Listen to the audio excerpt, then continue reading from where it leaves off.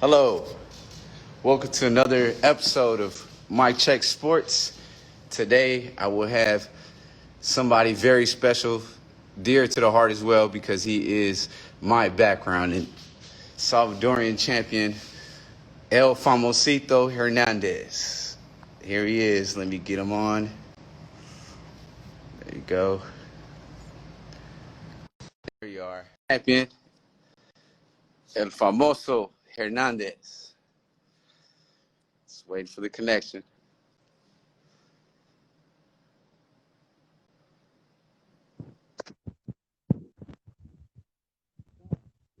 Hold on. How you doing, Famoso? Good, brother. How you doing? Great. Thank you. I want to say thank you first for taking the time out of your day to answer these questions I got for you. My purpose of the podcast and vlog I'm doing is to give the fighter their chance to give their history. Oh, I see you got your belt in the back. Oh, man, that's beautiful. Beautiful. I see it. So, it's nothing like allowing the fighter to speak their history, because it is your story. So let me ask you this before we start anything. How are you? How have you been? How's your health? How's your family? How's everything? Thank you. Thank you for asking me. First of all, thank you for having me here with you. It's really I'm blessed. I've been blessed, with health and with my kids. My children are with me, and they're the ones that keep me on my toes. They're always bugging me because I'm hungry. I'm thirsty. Taking me here, taking me there. But they keep me busy, and but I'm blessed to have my children with me. Awesome. Awesome, man. Awesome. So today I'm just going to ask you 12 questions, and you just be honest as you can, or if you don't feel like you don't want to answer it, that's fine. It's up to you. So first question, it'll be 12. Simulate the 12 rounds in a boxing game. So we're going to start from the beginning because I always like to start from the beginning. So, this is like a re-education of yourself. So let me start by saying, at what age did you start boxing? I started at 14, but I really started competing at like 15, around 15 years old. I had my first amateur fight at 15. Okay. Okay. So that leads me on to my second question. It says, what got you into boxing? Like, was there a specific person? I don't know. You seen fights on the TV, street fights. What made you You get? know, my father used to take me back when I was a kid. Like I'm talking about like 9, 10 years old. He'd take me to the Olympic Auditorium. He'd take me to the Main Street Gym to watch because my father was a big boxing fan. But I didn't like boxing, man. I felt like those dudes were holding each other too much. They were bleeding. They were flat nosed. I was like, damn, I don't want to do that. But when I was about 14 years old, I was a heavy set kid. I was chubby. Not only that, I wanted to look good for the girls, but I also got in fighting streets. It was pretty bad back in the day, where I was at as a teenager.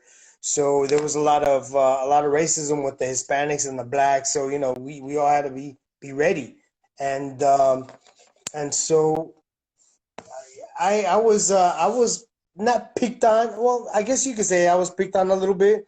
So my father said, "No, man, this guy he needs to know how to fight in the street. So I can't always be there for him when I'm picking after school or something like that." So he took me to a boxing gym in Paramount, and Paramount, back then it was a very bad area. It's a bad area. This is You're bordering Compton. Yeah, okay, the LA's Compton area. For some of the fans that Yeah. don't know where this area is, tell us more about where you were raised in the area Well, you came up. I first lived in the LA area near, not far from the Staples Center or USC, near the USC area, which is not the nicest area. But then we moved out of there, and we went to Bellflower, which is borders Paramount and Compton. And it was nice when we first moved there, but then it started getting bad and all that. So that's when I felt that my parents thought I should learn how to fight and take care of business when I need to in the street. They didn't want me Right. to join a gang. There was gangs growing back in that day and back in that area. So they took me and two other dudes that were gang members. My dad took us to the boxing gym, Uh-huh. and I beat up the guy who was kind of known as the tough guy in the street. So when I beat him up, I was like, dude, boxing's for me, boxing's for me. So I liked it. They're like, dude, Carlos could fight. Carlos could fight. So I was like, yeah, I'm gonna stay. I'm gonna stick this through. I'm gonna lose weight, get the girls, and see where boxing leads me. Okay. So my next question, this will be number 3 now. Question number 3. Tell me about your amateur career. Like how many fights did you have in the amateurs? Because I coach, so I want to get my fighters to get a little lesson from you as well. How many fights did you do in the amateurs? Was it a lot? Was it little? Little bit. I was I think it was 24-6. I think I had like 30 fights. So it wasn't much. I got a lot. My experience was mainly in the gym. I was sparring at 17 years old. I was sparring partner with Roger Mayweather. I sparred with Hector Macho Camacho. I sparred with Angel Pedrosa. I sparred with Happy Lora, Miguel Happy Lora, with Joaquin Mesa. I was sparring with the champs. They would come in because I was in a Mexican boxing gym where all the Right. like Chavez would go there. All the big names were going there, and then from there I went to 108th and Broadway, which is like mainly a black gym. And so all the black fighters, all like the big time black fighters were there. Like you had geez, Said right. like Virgin. I don't know about. Just big like big name fighters like Terry. What's the name? Tubbs, TNT Norris. Tubbs was training there. Okay. Norris, not Norris. Norris was in San Diego, but you had just Julian Jackson would stop by. You had Roger Mayweather.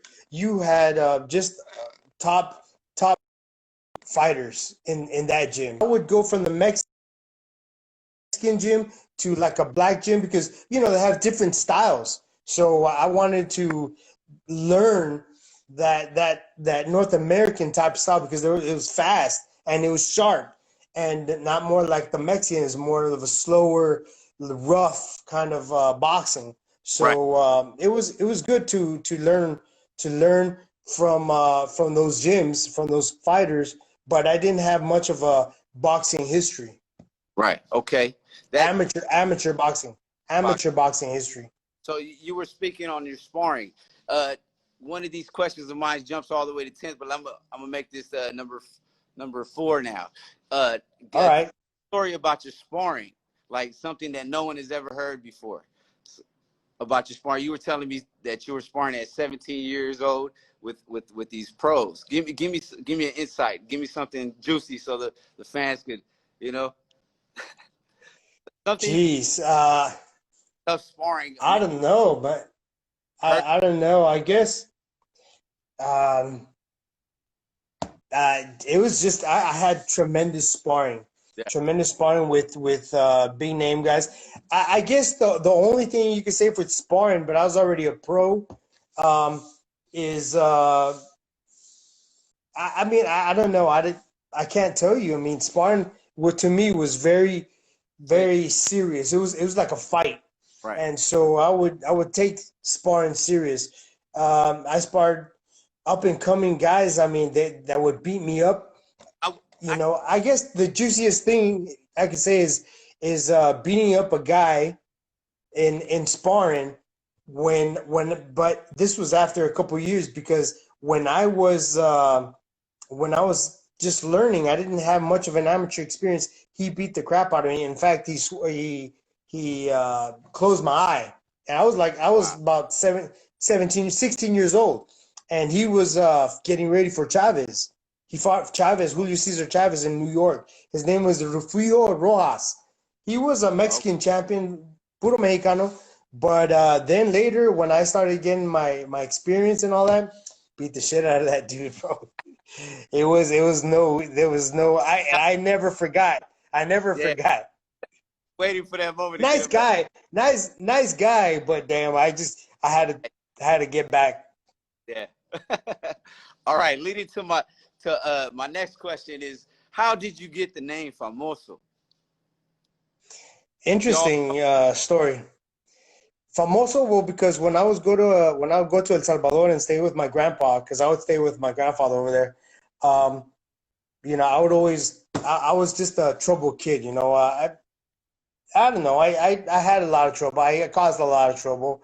I was I would take things from other kids. I would not steal, but like take their toys and say it's mine now. Kind of like a little bully.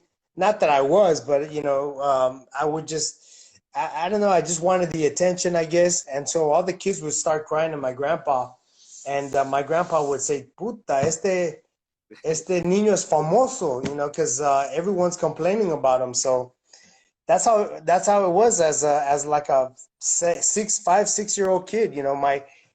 My name was Famoso. My dad would always call me, "Hey, Famoso, vení. Hey, Famoso, come here." Hey, just I don't know if you know that, our in our culture, Salvadorians, we always give somebody nicknames.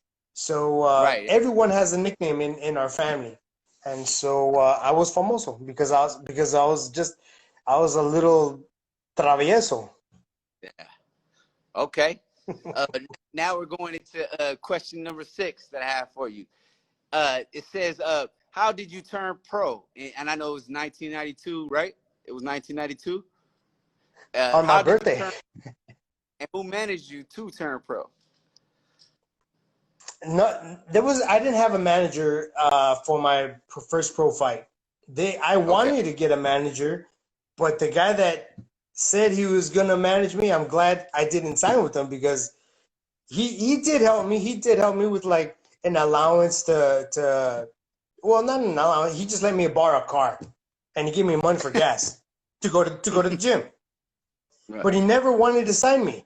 Never wanted to sign me. So I I retired because I was gonna turn pro back in 1991, and Oh, I didn't do it because of the fact that this guy was never really helping me out or whatever. So I was floundering. I was just training whatever. Then I saw guys wanting to go to or going to the Olympics, getting ready to go to the Olympics for the '92 Olympics, and I'm like, damn, that's De La Hoya, Shea Mosley, Pepper Riley, and I knew these guys. They're from the LA area, and I'm like, damn, these fools are. I should be there, man. I should have, but I didn't have the experience, but I wanted to make something of myself in boxing, so I said, you know what, I'm just gonna turn pro. So I trained for maybe 3 weeks. I was on the track team for college, Cerritos College, and I thought I was in really good shape. So I went to the boxing. gym, trained, trained What, boxing, you're saying and what city college? What city Cerritos college? College, Oh, Cerritos. Cerritos, Okay. Cerritos. Okay. Cerritos Junior College. So I was on the Okay. track team there, and I thought I was in good shape, and so I was like, all right, I'm gonna beat. Then when I got the fight, I talked to my trainer. He's the one that got me the fight back then. His name is Bill Slayton, the late Bill Slayton, and he's the guy who made Ken Norton and Layman Brewster, and he was a really good trainer. And so I went with him for my first pro fight. So I was like, all right, let's go. And we go. And I saw this, I was going to fight a Mexican dude. And I saw him and I looked at him. He looked so weak. I was like, oh, man, I want to destroy this guy. And and so I tried to knock him on the first 2 rounds. And then after that, man, I was dead tired. Yeah. And he beat me the next 2 rounds. So it was a draw. And after that, man, I was like, forget Right. this, man. I stopped school Yeah. and I put school on hold, and I said, you know what, I'm gonna do this professionally and do this like for real, and see where it takes me. Okay. Now, for your in 1988, you defeated David Santos to receive the IBF, your first belt.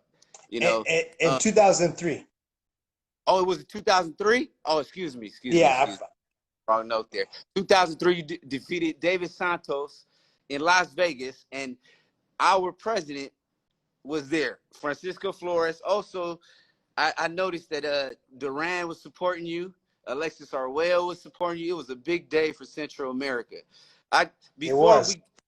Yes, it was. I just wanted to ask you how you felt, you know, uh, after the win, like how it felt to be on the mountaintop, because that's, you know, in all our eyes, you hit the mountaintop, because no Salvadorian ever in history was champion until that moment.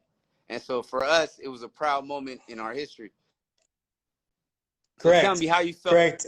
on the Well, if you see the video that you were actually sharing, I was so overwhelmed because right. I did lose a few years with arbitration and problems in boxing. Uh, I wasn't supposed to make it in boxing.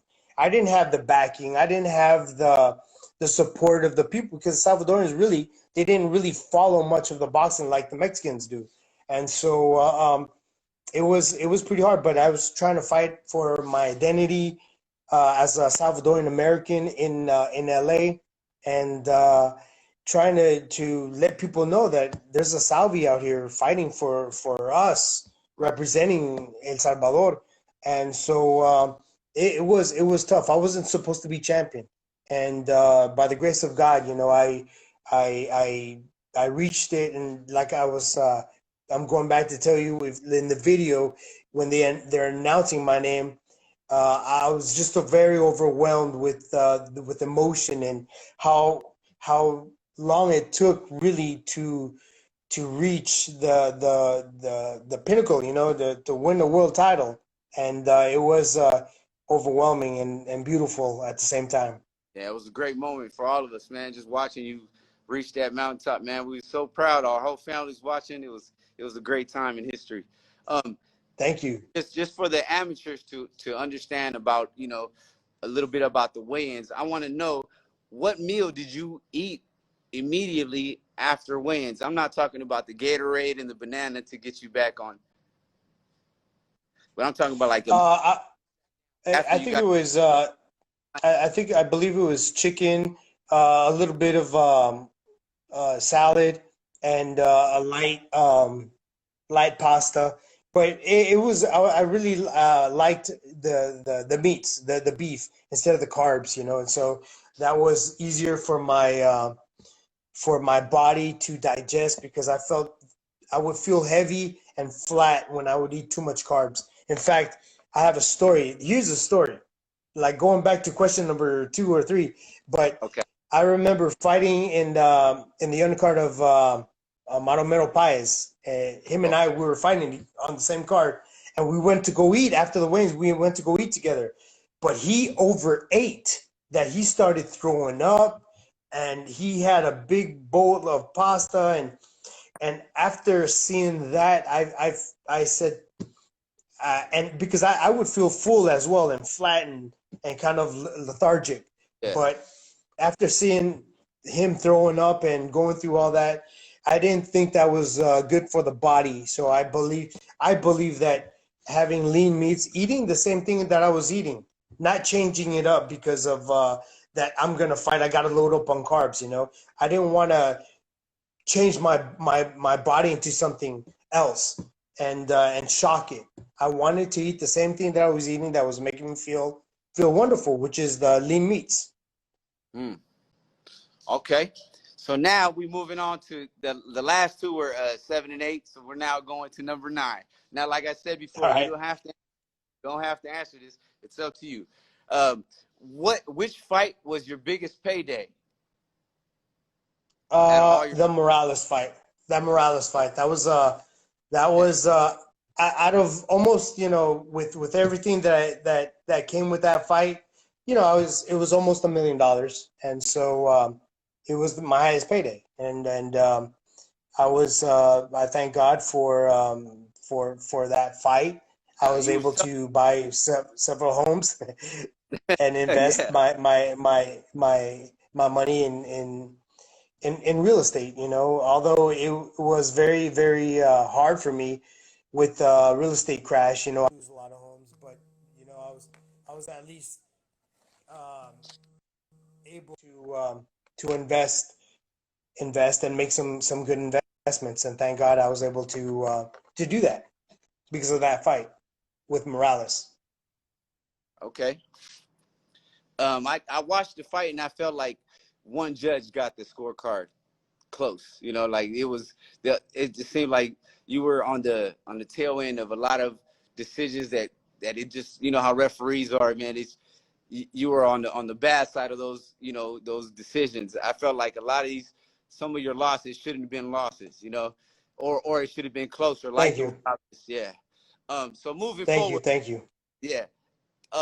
We passed already the 9, 10. So let me go to 11. So what what are the 5 qualities a young fighter should carry going into this boxing world?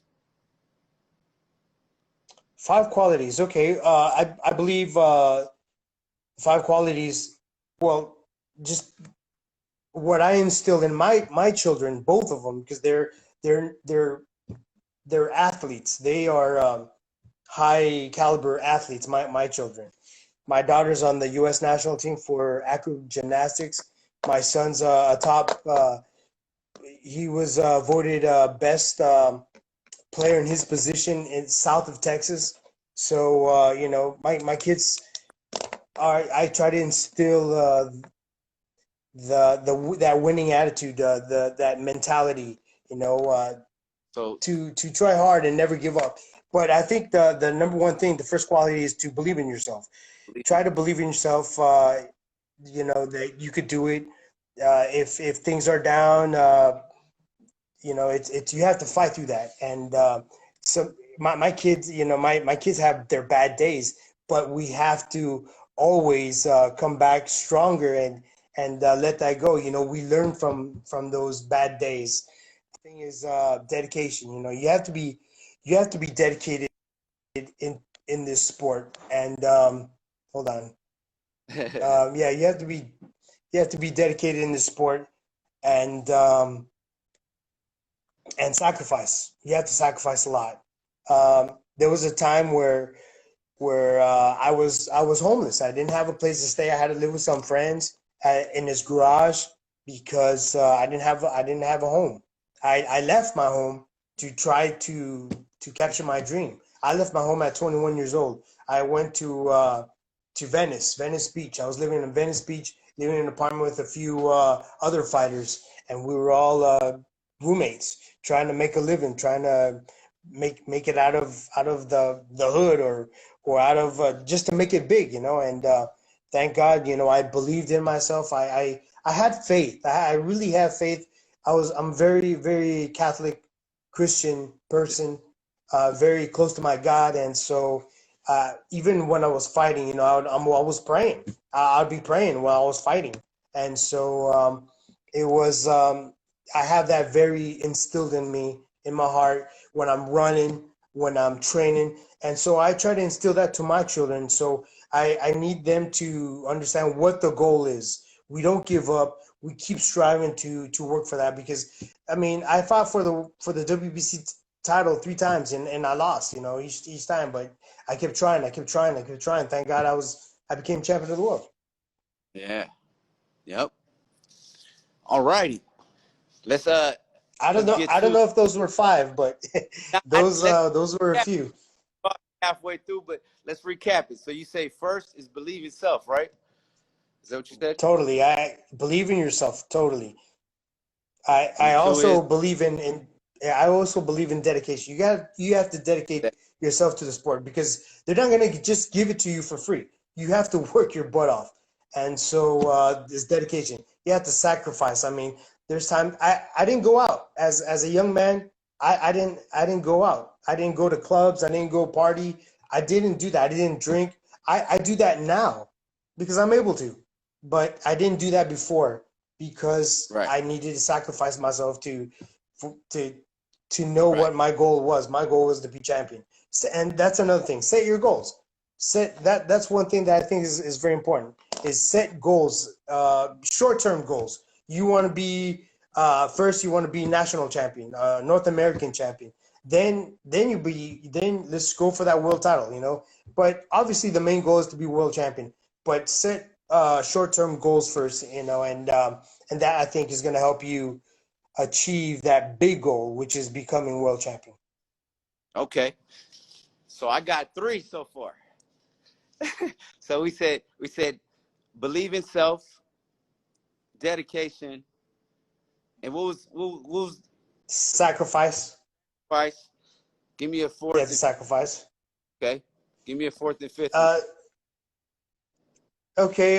Qualities. Of every young You know, fighter have coming into this, because it's tough, and I'm trying. I coach young kids, coach adults as well, and hearing it from yourself, it'll be much of a hope to these. you have to be self motivated. I mean, there's times where even my children, they're tired. They're done. They want to train because my daughter, she trains 8 hours a day.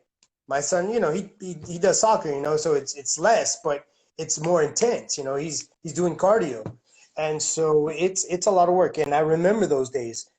My wife, my ex-wife, is a sports psychologist, so she helped me a lot. And so when there was days that I didn't want to run, I didn't want to run. I was just tired. I was just freaking tired. And she would remind me of the sacrifices of the goals. And so I would look back and visualize what the goal was. And definitely I would go run. Not that I wanted to, but I had to. And when I would go run and when I would come back, it was like the best run I've ever had. So you have to self-motivate. One more. Give me one more. One more. Being hungry. I guess being hungry too. You don't want to lose that hunger. You have to know what you want. And sometimes I see my kid, put his music on. I like that. I like that he's getting ready mentally for a game. Right. Even if they lose, I want him to do his best. It doesn't matter what the team does. I want you to do your best. And so, and my daughter, same thing. It's about doing your best and trying your best, never giving up.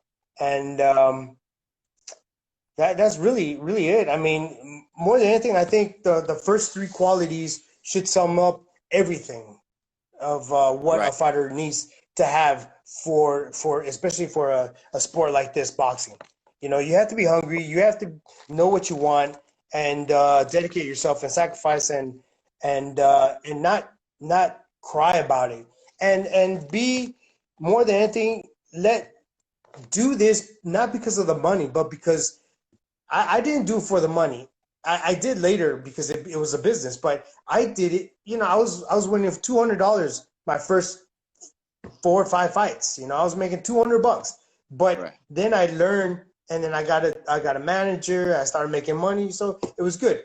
But the goal was to be champion for my country. That was the goal. Right. And that's what really drove me to wake up and run, to get out of bed and go run. Because not everybody's gonna run. And if you don't do that, you're not gonna win fights. You're not gonna win. You could be talented and all that, but if you don't put the work in, it's just like that tortoise and the hare. Yes, 100%. I agree, 100%. And this one is I think we're at number 12 finally. So this is 12. And this one right here, I want you to just take time and just think about it, because this is, it's a lot of them. I like to ask every fighter before we conclude the interview, what are your top 5 fighters, dead or alive? I'm talking about the best to you, not to the in general to the public, which they think. I want your top 5. Okay, my top 5. Sugar Ray Robinson. Sugar Ray. Henry Armstrong. Henry Armstrong. Wow. Okay. Maybe not the prettiest fighters, but they did things that were like phenomenal. Um, Roberto Duran, Yes. my third. Yes. Uh, Sugar Ray Leonard, Sugar Ray Leonard. and Sugar Ray Leonard, man, he's Yeah. great. That And put Duran and Sugar Ray together. That was nice. Right back. yeah, yeah. And They usually the I, other. That's why. I would have to say, uh, yeah, this fifth one is a very close one. Uh, and I'll have to say him as a six because he's just tremendous. I sparred him for many years, but the guy who was probably my favorite fighter in my era was Oscar De La Hoya. Oh, He he he was a freaking beast. I mean, I don't care what people say about him being acting all gay or whatever. He nah, was a freaking professional. He was a beast in the ring. He was a prodigy. And I used to spar Sugar Shane Mosley for years, and I thought he was like the best. But once I got in the ring with De La Hoya, I was blown away. This guy was just my respects, right. and I think he was to me one of my favorite fighters of all time. So I have you say Sugar Ray Robinson, Henry Armstrong, Roberto Duran, Sugar Ray Leonard, and Oscar De La Hoya. That's a great five. And six, you have Sugar Shea Mosley. Hey Mosley, there you go. Okay. Great picks, man. Great picks. So this concludes the interview. I try to make it short and sweet. I just wanted to thank you for taking out time for your day. I mean, all the Salvadorians should know who you are because you are our number one. You are the only Salvadorian champion, world champion that is in boxing to date. Hopefully What? that'll change soon, brother. Yeah, I know. So, what do you have to say to the young Salvadorians out there that are young amateurs or coming up in You, pro ranks? you, it's tough, especially right now with the coronavirus and all that, man. It's really Right. tough. Um, I would love to help a lot of my Salvadoran brothers that are here in America, that are Salvadoran Americans. I have guys who are contacting me from New York, from Frisco, from LA, from Houston, and so they're all over. And so, but they need that backing, and they don't have it. They don't have it. So, I mean, I would love to promote my Salvadorian brothers in LA, but it's just pretty hard right now with what's happening. Now the Salvadorians in El Salvador, it's really tough. You don't have the adequate trainers over there, and then for me, what hurts me in El Salvador, my own people, is I can't go in there and say, okay, this is how it's going to be done.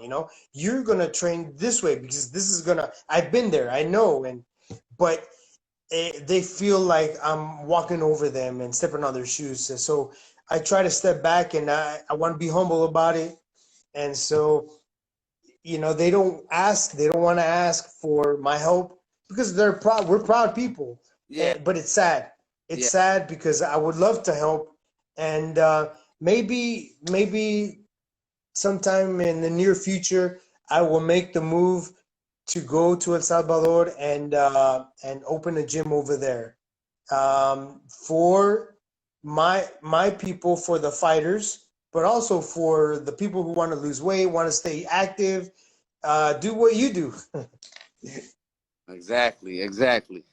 So at this point, I just want to give you your flowers because they say we give our flowers to people after they're gone, and we never try to appreciate them while they're here. So I just want to tell you that I appreciate all the hard work you've done and how you've risen our people, our culture, and got to the mountaintop for us. And you are a pride of El Salvador. You definitely are. So I want to say thank you and give you your roses, and I hope they smell good. Figuratively speaking. And Thank you, brother. Thank you. anything else you want to say before we conclude and wrap this up? More than anything, man, thank you again for having me, for doing this. You know, I wish you luck in the future for all you're doing. Uh, you know, and for representing, another thing, you know, representing your Salvadoran American, just like I am, and representing las pupusas and de Olocuilta. Ojalá un día vamos a comer por allá. And just thank. Hope everyone's doing well, and stay safe. Wear your mask, and be good. Stay out of Likewise, trouble. stay safe, stay healthy. Love to you and all your family, your kids, and Gracias, brother. that yeah. And thank you, man. Thank you again. You know, much God love. bless, brother. Thank you so much. Likewise, brother. Thank you. Love.